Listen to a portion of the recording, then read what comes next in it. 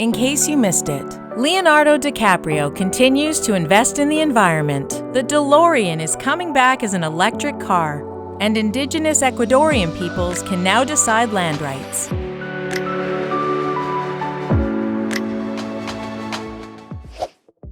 Leonardo DiCaprio just invested in a cultivated seafood startup called WildType, which makes sushi-grade salmon with a minimal environmental footprint. He says, "Wild fish populations are threatened more than ever before. WildType is the clear leader in cultivated seafood, which will give us the chance to protect our oceans while creating the cleanest seafood on the planet." Nowadays, it's not unusual to see celebrities backing sustainable startups, especially from stars like Jay-Z and Robert Downey Jr. While DiCaprio didn't create the trend, he's popularized it, long before environmental investing became the cool thing to do on Wall Street. His investment portfolio includes a wide range of companies, including electric vehicles, plant-based milk, lab-grown diamonds, and even cultivated beef. It makes sense that the star wants to give sustainable startups a leg up. DiCaprio's passion for protecting the planet goes back to the 90s, when he launched his charity, the Leonardo DiCaprio Foundation. To date, the Leonardo DiCaprio Foundation has raised more than $100 million for various causes, including supporting the Standing Rock Sioux tribe in their fight against the Dakota Access Pipeline, and donating to restore carbon-storing mangroves in Mexico, Kenya, and Somalia. Great Scott! The DeLorean is going back to the future as an electric car. The pop culture phenomenon, which was powered by radioactive plutonium and trash power in the 1985 film, is going all electric. In fact, the Back to the Future car was a production car at the time. They were making them, they just turned it into a flying machine. The once-defunct DeLorean Motor Company, now rebranded as DeLorean Motors Reimagined, aired a teaser ad for the new electric sports car during the Super Bowl. Although details remain sparse, the new DeLorean electric car concept is sure to be an innovation that even the time-traveling Doc would have approved.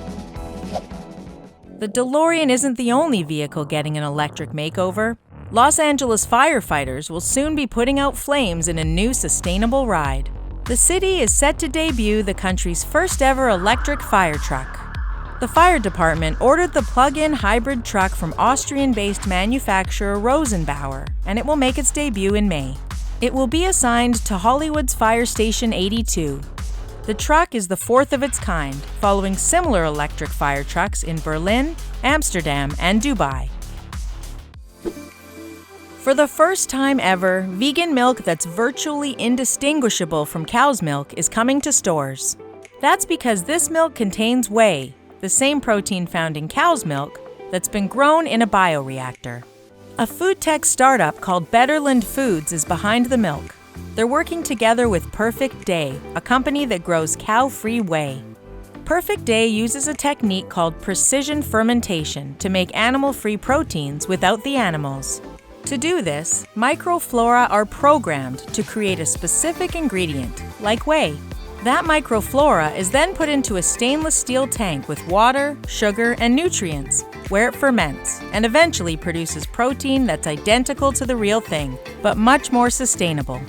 Betterland Foods vegan milk is set to hit stores this summer. In a landmark ruling, Indigenous Ecuadorian peoples now have the right to decide what happens to their land.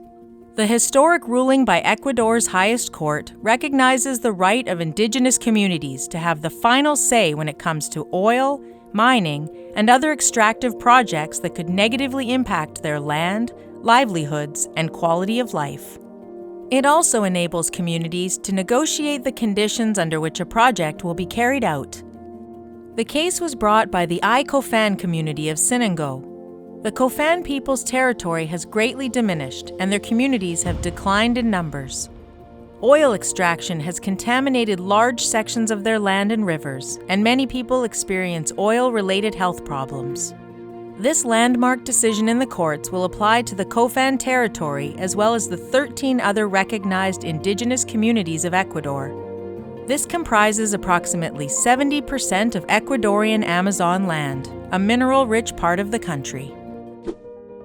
Soon, mink farming could be banned in the U.S. Earlier this month, the House of Representatives passed the America Competes Act of 2022. The act aims to strengthen supply chains and innovation in an attempt to compete with China's growing global economic influence.